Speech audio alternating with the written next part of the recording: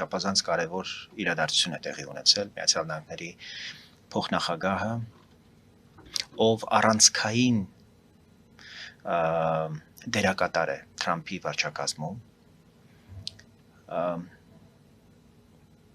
շատ ծանր քաշային քաղաքական գործիչ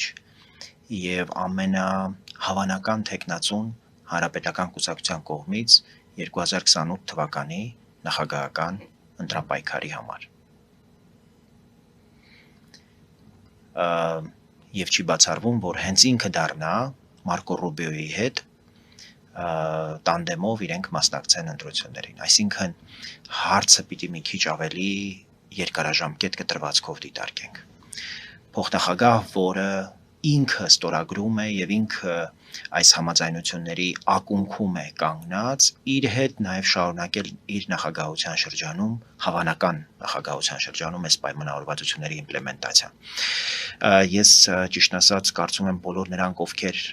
երեկվա այցը եւ համաձայնությունները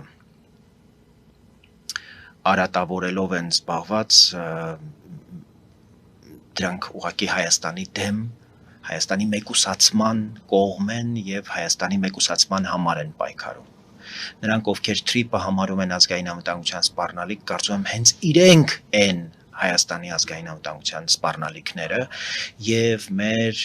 բոլորի խնդիրը պիտի լինի այդ տարերին եւ այդ շրջանակներին ուղղակի դուրս դնել մեր քաղաքական միջավայրից։ Որովհետեւ ըստ էության տեղի ունեցան 3 կարևոր ուղղություններով պայմանավորվածությունների վերահաստատում եւ մի կարևոր նոր ուղղության վերաբերյալ բոլորովին նորություն ռազմական համագործակցության մասին է խոսքը, հատկապես հետախուզական այդ միջոցների, որոնք մենք տևական ժամանակ ցանկանում էինք ձեռք բերել։ Ես պիտի ասեմ, որ Միացյալ Նահանգներ Հայաստանի պաշտպանության նախարարի մի քանի այցեր են եղել, կար մի փուլ, երբ ընդհանրապես ամերիկացիները ասում էին դուք չունեք կարողություն մեր տեխնոլոգիաներով որևէ սպառազինություն պաշտպանել, որովհետև Հայաստանը ունի նաև հանձնառություններ եւ պարտավորություններ ՀԱՊԿ շրջանակներում եւ ՀԱՊԿ անդամ չհանդիսացող որևէ այլ երկրից եթե Հայաստանը ձեռք է բերում տեխնոլոգիա եւ սպառազինություն պարտավոր է կիսվել ՀԱՊԿ անդամ իր մյուս դաշնակիցների հետ։ Եվ սա խնդիր էր ստեղծում ՆԱՏՕ-ի անդամ երկրների մոտ, ովքեր շատ սիրում են մեզ, շատ ցանկանում են մեզ հետ համագործակցել, բայց ասում են կներեք, դուք իրավական դե յուրե պարտավորություններ ունեք, թեև հասկանում ենք, որ դուք սառեցրել եք ձեր անդամակցությունը ՀԱՊԿ-ում։ Մեծ Բրիտանիան օրինակ, վերջինը։ Միացյալ Նահանգներն էլ շատ միջև վերջերս հենց այդպես էր վարվում, բայց Միացյալ Նահանգները զուգահեռաբար օգնեց, որպեսզի Հայաստանը այդ տեխնոլոգիաները պաշտպանելու կարողություն ձեռք բերի։ Եվ դրանից հետո վերջին այցը, եթե հիշում եք, սեպտեմբեր ամսին էր Պապիկյանի, օգոստոսի 8-ից հետո հնարավոր եղավ կարևոր այս պայմանավորվածությունները ձեռք բերել եւ Հայաստանը ուղղակի քյաշ փողով վճարեց եւ այս կարևոր ձեռքբերումը ունեցավ։ Գիտեք, սա ուզում եմ հատուկ ընդգծել, այս հետախուզական միջոցները մեր մեծ ձախողումների պատճառն է եղել դրա բացակայությունը 44 օրյա պատերազմի եւ սկիզբը եւ ընթացքը ամբողջությամբ ուղեկցվել է կեղծ եւ մոլորեցնող հետախուզական տվյալներով եւ պաշտպանության հանձնաժողովի նախագահը իր հարցազրույցներից մեկում տենց հպանցիկ ակնարկեց, որ ըստ էության ռուսները մեզ մոլորեցրել են եւ մեր բանակի գործողությունները, որոնք եղել են երբեմն ուղակի բացատրելի կազուսային, որևէ մեկը չի հասկացել ինչու է օրինակ բանակը հենց այդպես գործում։ Դրանք պայմանավորված են եղել կեղծ հետախուզական տվյալներով, այսինքն Հայաստանը չի ունեցել նաև հուսալի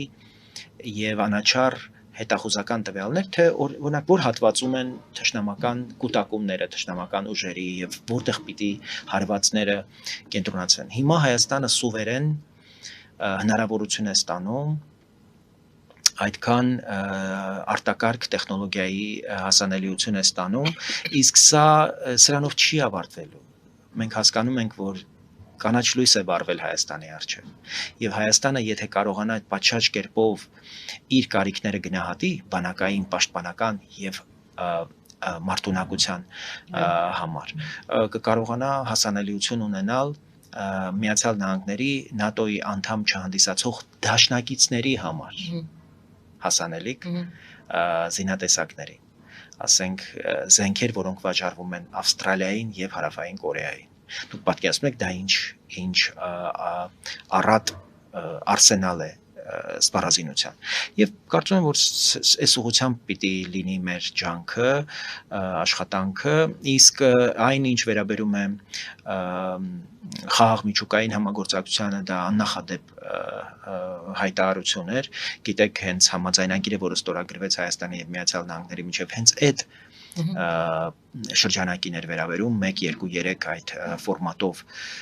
ձևավորված արդեն Միացյալ Նահանգների պահանջների շուրջ կայացած բանակցությունների արդյունքում պայմանավորվածություններին, որտեղ Միացյալ Նահանգները մասնավոր հատվածից սկզբում 5, ապա 4 միլիարդ դոլարի ուրեմն խոստում տվեց։ Ինչու են Ռուսաստանից եղան հայտարարություններ, ավելի վաղ, գիտեք, ամսի 6-ին Ալեն Սիմոնյանն էր Ռուսաստանում եւ Ռոսատոմի տնօրենը հանդիպել է ազգային ժողովի նախագահի հետ եւ առաջարկել, որ Հայաստանը համաձայնի ուրեմն Ռուսաստանին տրամադրել իրավունքները, բացառիկ իրավունքները նոր ատոմակայան կառուցելու։ Բացի նրանից, որ Ռուսաստանը չի կարող մոդուլային փոքր այդ ռեակտորները կառուցել, Ռուսաստանի որևէ փորձ ատոմային էլեկտրակայան կառուցելու, բացի Բելարուսից հաջողությամբ չի ավարտվել, բացառությամբ նրանց, որոնք որ եղել են համատեղ արտադրության։ Չինաստանում, Հնդկաստանում այդպիսի փորձեր են եղել, բայց դրանք համատեղ նախագծեր են եղել։ Աքքույում, Թուրքիայում 2018 թվականից ռուսները չեն կարողանում ավարտել, որտեղ Թուրքիան պահանջում է, որ միջազգային տեխնոլոգիաներ, առաջատար տեխնոլոգիաներ օգտագործվեն այդ ատոմային էլեկտրակայանի մեջ, ինչը ռուսներին չի տրվում, որտեղ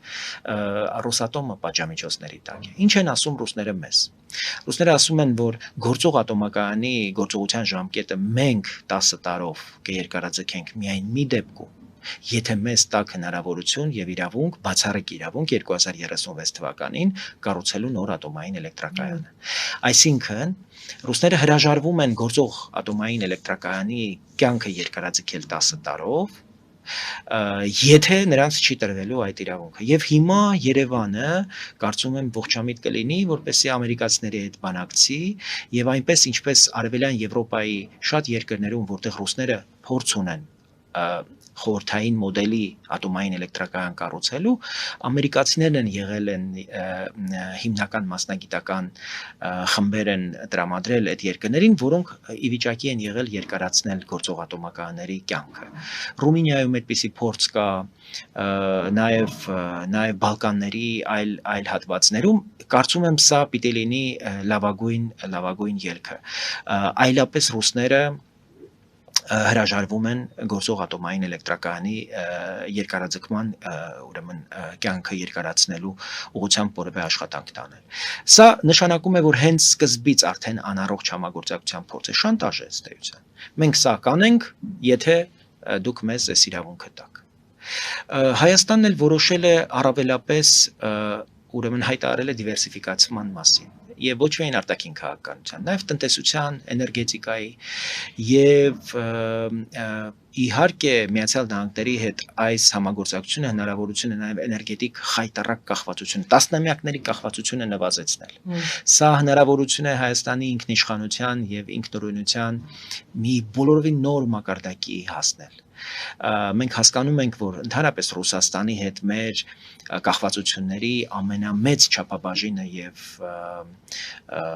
ոլորտը վերաբերում է էներգետիկային եւ գազին։ Եթե մենք գոնե կարողանանք էներգետիկ կախվածությունը էապես նվազեցնել, դա շատ ավելի ամուր դիրքերի վրա կդնի Հայաստանին եւ մեր հարաբերությունները որակապես դրանից միայն կշահեն։ Ինչ է պետք այստեղ անել, կարծում եմ, այո, իրողություններ են, որոնք որ այսօր Ռուսաստանի արտգործնախարարությունից հնչել են, որոնք մենք պիտի հաշվի առնենք։ Այո, հարավկովկասյան երկաթուղիները ռուսական կոնցեսիայի ներքո են։ Այո, Հայաստանը մնում է ԵԱՏՄ անդամ։ Այո, ռուս սահմանապահները շարունակում են Իրանի հետ սահմանի վրա մնալ։ Այո, Ռուսաստանը ցանկանում է տրիպին այս կամ այն կերպ մասնակցել եւ պահանջում է, որ Հայաստանը կիսվի հնարավոր են պարամետրերով, որոնք որ ռուսները հնարավոր կդարձնեն ռուսների մասնակցությունը։ Այսինքն մի բան, որը ուղղակի կխափանի տրիպը եւ ընդհանրապես այդ նախագիծը։ Այս իրողությունները հաշվի առնելով ես կարծում եմ ոչ թե պետք է առհամարել դրանք, այլ պետք է հասկանալ, թե ինչպես կարող ենք այդ իրողությունները չեզոքացնել։ Օրինակ, ինձ համար դեռևս հասկանալի չէ, թե մենք օգոստոսի 8-ից հետո ինչպես ենք թույլ տվել, որ շարունակեն ռուս սահմանապահներ մնալ հայ-իրանական սահմանին։ Ընդհանրապես հայ-իրանական սահմանին ռուս սահմանապահներն ինչի համար են կանգնած։ Սա Թուրքիա չի, էլի։ Հայաստանի եւ Իրանի միջև ավանդաբար բարեկամական հարաբերություններ են, եթե չասեմ նույնիսկ ավելի խորը եղբայրական հարաբերություններ։ Եվ մենք այն սպառնալիքը ինչ որ մշտապես ունեցել ենք Թուրքիայից, չենք ունեցել ու երբևէ մեր մտքով չի անցել, որ կարող ենք ունենալ Իրանից։ Եվ այդտեղ պատշաճ տեխնիկական հագեցվածության պարագային հայ սահմանապահները շատ հանգիստ կարող էին իրենց առաքելությունը իրականացնել։ Իմ ունեցած տեղեկություններով որևէ համաձայնագրով նախատեսված չէ ռուս սահմանապահների այդտեղ գտնվելը եւ կարծում եմ որ Հայաստանի առաջին գործը Զվարթնոցից ռուսներին դուրս բերելուց հետո եւ նաեւ հայ-իրանական սահմանի անցակետից դուրս բերելուց հետո պիտի լիներ հենց ռուս սահմանապահների դուրսբերումը սահմանից, որովհետեւ ըստ էության հիմա իրենք ասում են մեր սահմանապահները այդտեղ են, դուք չեք կարող առանց մեզ հաշվի առնելու տրիպ նախագծել։ Իսկ գիտեք հիմա աշխատանքային խմբեր են ամերիկյան այս տարածաշրջանում, որոնք ուսումնասիրում են տեղանքը, ուզում են հասկանալ ինչ թունելային աշխատանքներ պիտի լինեն, ինչ քանդման աշխատանքներ պիտի լինեն, ինչ շինարարական աշխատանքներ պիտի լինեն։ Այս իմաստով տևական քաղաքական խորհրդակցությունների հարցեր կան։ Որտեղ հասկանալի է, որ հիմա ռուսների հետ ավելի դժվար կլինի խոսել, քան դա հնարավոր էր անել օրինակ մի տարի առաջ, երբ շատ հեշտությամբ իրենք Զվարթնոցից էլ դուրս եկան, սահմանային անցակետից էլ դուրս եկան։ Եվ այստեղ իհարկե նյարդերի պայքար է լինելու եւ կարծում եմ, որ ոչ միայն մենք պիտի խոսենք ռուսների հետ։ Ռուսների հետ պիտի խոսեն նաեւ ամերիկացիները։ Իդեպ ասեմ, որ օգոստոսի 8-ի խոսակցության փակ խոսակցության մի դրվագ վերաբերում էր նրան, որ ռուս-ուկրաինական հակամարտության կարգավորման այս փաթեթի մեջ Միացյալ Նահանգներ Մոսկվա կա կոմունիկացիա, կա խողովակ, որտեղ Միացյալ Նահանգները հնարավոր է համարում, որ կարող է ռուսների հետ հասնել համաձայնության եւ ռուսները որևէ պրետենզիա, որևէ հավակնություն չունենան ուրեմն տրիպի ուղղությամբ։ Մինչդեռ իրանական մասով մենք էինք պարտավորություն վերցրել, որ Իրանում որևէ անհանգստություն չպիտի լինի եւ մենք պիտի հավաստիացնենք Իրանի մեր գործընկերներին, որ իրենց շահերը որևէ կերպ չեն անտեսվելու եւ չեն ոտնահարվելու։ Հակառակը այս նախագծերից եւ տեխնոլոգիական, եւ էներգետիկ, եւ կոմունիկացիոն ճանապարհների ապաշրջափակման վերաբերող այս բոլոր պայմանավորվածություններից Հայաստանը անգամներով ավելացնում է իր անվտանգության մակարդակը։ Իսկ քանի որ Իրանը միշտ հայտարարել է, որ Հայաստանի անվտանգությունը Իրանի անվտանգությունն է, մենք ուզում ենք հավաստիացնել իրանցի մեր գործընկերներին, որ մեր անվտանգությունը ավելացնելով մենք անուղղակի եւ ուղղակի ամրապնդում ենք նաեւ Իրանի հյուսային սահմանը գոնե մեր 43 կիլոմետր այդ ամբողջ երկայնքով։ Սա չափազանց կարևոր է, որ մենք դրա մասին խոսենք, աննախընթաց նորություն Վենսի կողմից, որը փաստորեն ազդարարեց Հայաստանում տեխնոլոգիական համագործակցության այն շրջանակը, որի մասին մենք գիտեինք, որ դա ընդամենը $500 միլիարդ ներդրման նախնական հանձնառություն էր ամերիկյան կողմից, հիմա երկու կարևոր նորություն։ Նախ այդ հանձնառությունը ավելացավ եւս 2 միլիարդ դոլարով, եւ ամենակարևորը այդ կիսահաղորդիչների արտադրության հնարավորությամբ Հայաստանում։ Այսինքն Հայաստանը ոչ միայն ներկրելու է այդ կիսահաղորդիչները, այլև Հայաստանում կարողություններ են ստեղծվելու կիսահաղորդիչներ արտադրելու եւ ամենակարևորը ռեգիոնալ արհեստական բանականության տվյալների կենտրոն եւ գործարան ունենալու։ Հիմա կասեք, ինչ կապ ունի ատոմակայանը, արհեստական բանականության այդ տարածաշրջանային կենտրոնը, այս ճանապարհների ապաշրջափակումը խաղաղության եւ անվտանգության հետ։ Ես ասեմ, որ բացառիկ մի իրողություն է առասարակ հայ-ամերիկյան մեկամյա, այսպես պիտի ասեմ, վերջին մի տարվա հատկապես համագործակցության արդյունքը, ըստ որի ամերիկացիները կարողացել են ակնդետ ուշադրությամբ ուսումնասիրել Հայաստանի բոլոր առավելություններն ու ուրեմն ունեցած խոցելի կողմերը։ Եվ ըստ այդմ ամերիկացիները կարողացել են ստեղծել մի ֆորմուլա, որը Հայաստանին տալիս է բացառիկ դեր եւ կախվածություններ է ստեղծում, որը մի քանի անգամ բարձրացնում է Հայաստանի վրա հարձակման գինը։ Մի բան, որի մասին օրինակ 2 տարի առաջ մենք խոսում էինք եւ անընդհատ քննարկում էինք, որ ինչպես բարձրացնել Հայաստանի վրա հարձակման գինը։ Ահավասիկ։ Միացյալ Նահանգների ահռելի ներկայություն, Միացյալ Նահանգների տեխնոլոգիական աջակցություն, էներգետիկ հզորության համատեղ ուրեմն ենթակառուցվածքի ստեղծում, կառուցում եւ տեխնոլոգիական այսպիսի հզոր ներկայություն, ռեգիոնալ ներկայություն, որ Հայաստանին բացառիկ կարևոր է դարձնում ամբողջ տարածաշրջանում։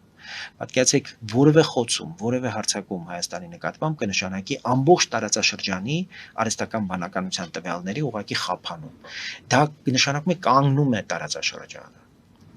Այ Միացյալ Նահանգները կախվածություններ ստեղծելով Հայաստանից, քանի որ Հայաստանը փոքր կոմպակտ երկիր է եւ իր ինքնիշխանությունը եւ անկախությունը եւ կայունությունը Միացյալ Նահանգների համար կարեւոր արժեք է, իսկ ես շատ պիտի ուզեի, որ դուք J.D. Vance-ի այդ կարեւոր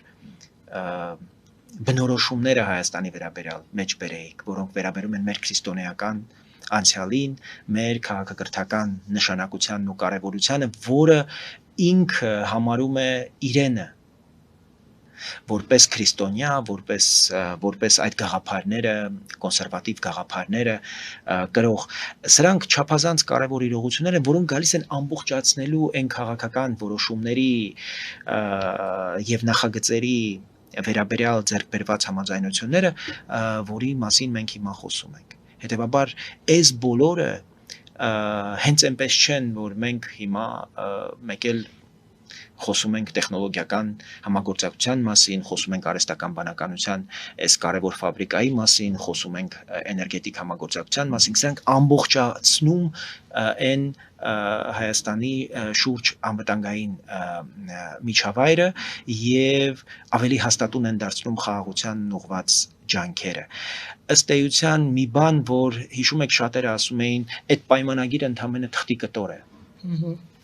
Կստորագրվի, կնախաստորագրվի, բայց Ադրբեջանը շարունակում է սպառազինություն ձեռք բերել եւ այլն։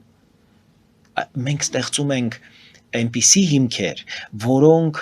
ընդհանրապես շահեկան չեն դարձնի Ադրբեջանին Հայաստանի վրա որևէ հարձակում գործել։ Եվ այս իմաստով կարծում եմ, որ քաղաքականությունը պիտի շարունակվի։ Իմ մտահոգությունները ավելի շատ չեն վերաբերում այս համաձայնությունների դետալներին։ Իմ մտահոգությունները ավելի շատ առնչվում են մեր երկրի ներսում տիրող քաղաքական միջավայրին։ Չի կարող այս աստիճանի կարևոր համաձայնությունները կապված լինել մի քաղաքական ուժից, մի քաղաքական անհատից եւ մի քաղաքական ընտրական ցիկլից։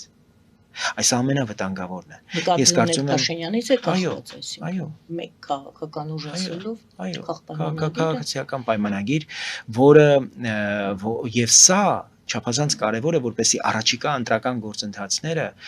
լինեն հենց այս կարևոր համաձայնության շուրջ կոնսոլիդացիա ստեղծեն քաղաքական ուժերի եւ այն քաղաքական ուժերը